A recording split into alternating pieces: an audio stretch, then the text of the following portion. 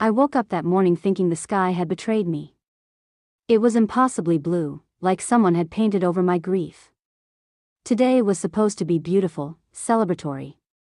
But as I stared at my reflection, trying to conceal the shadows under my eyes, I felt like a fraud in my own skin. The chemotherapy had stolen more than my hair, it had stolen my energy, my confidence, and apparently, my family's belief that I was really sick. At 28, most people look forward to their sister's wedding. I was counting the hours, calculating how many sips of water I could take before nausea hit, how many deep breaths I'd need to survive 8 hours of forced smiles and polite small talk. My phone vibrated. A message from Mom: remember, today is about Clara. Please don't make it about your situation. My situation. That's what they called it. Stage 3 Hodgkin's lymphoma. Not cancer. Not chemotherapy. Just my situation.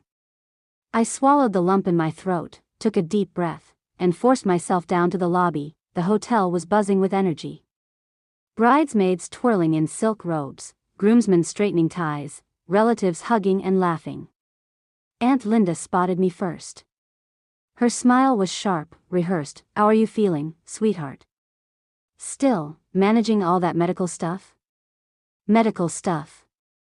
As if the appointments with my oncologist were trivial errands. I nodded. I'm managing. That's good. You know, my friend Rachel went through something similar, terrible anxiety, but once she got counseling, before I could respond, Clara appeared, radiant in her gown. Mara. You made it. I was worried you might. She hesitated. Have another episode. The episode, the one where I collapsed at dinner last month, rushed to the ER. She'd been told it was anxiety. That word haunted me, like a cruel echo. I wouldn't miss this, I said, forcing a smile. She hugged me delicately, as if I were made of glass. Are you sure? You don't have to push yourself. I nodded again. Today wasn't about me. It was Clara's day. So I helped with her dress, arranged flowers, smiled for photos, all while nausea clawed at my stomach. Mom hovered, offering tips on concealer and advice on how not to alarm people. People were noticing my weight loss, my thinning hair. They whispered about diets, anxiety, attention-seeking, anything but chemotherapy. Maybe you should slow down, my cousin Lila said brightly, inspecting my arms. You're looking too thin. Clara's worried. Just careful with what I eat, I replied lightly. Of course, she said, with that patronizing, knowing smile. You've always been dramatic. Dramatic. That word followed me like a shadow. They didn't remember the mono, the appendicitis, the months of real suffering. To them, I was a theater of imaginary ailments. I checked my phone. Another reminder from Dr. Patel. Monday. Chemotherapy. Progress review. Results that mattered. Results that no one else thought mattered. The ceremony started, and for a few minutes, Clara's smile was contagious. I clutched my bouquet to hide trembling hands, fought nausea through vows, and tried to be invisible. Then the questions began at the cocktail hour. Uncle Frank cornered me. You need a vacation. Maybe vitamins.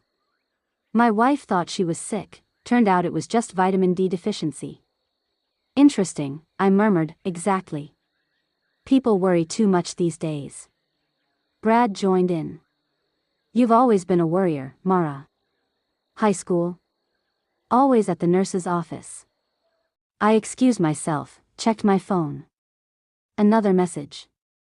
Dr. Patel. Remember, Monday's appointment is critical. Take care this weekend. Critical. If treatment wasn't working, there were clinical trials, experimental options, life-saving possibilities. But to my family, it was just another bit of medical drama. Then he appeared. Dr. Harrison, chief of oncology. I felt my stomach drop. Miss Chen, he said, voice serious. I'm sorry to interrupt, but I need to speak with you privately. It's urgent, your latest scans. My family froze. Scans? Clara whispered, I'm afraid your condition has progressed.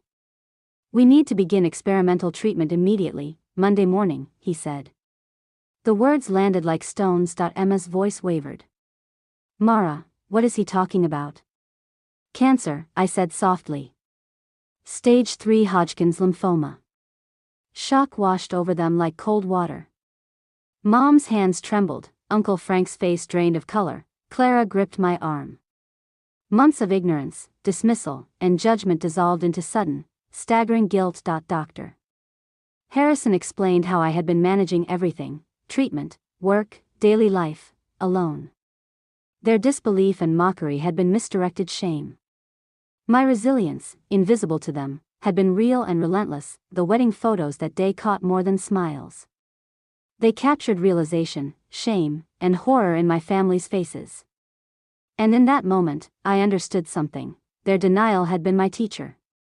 Their cruelty had made me stronger. 6 months later, I was in remission. The family never fully recovered from the revelation. Uncle Frank's health advice business crumbled. Brad's career faltered. Mom's guilt lingered like a stubborn shadow. But I found my voice. I spoke at conferences about family denial, advocating for patience, turning my suffering into education. They called me dramatic. I called it truth. And in the silence left behind, I found my power.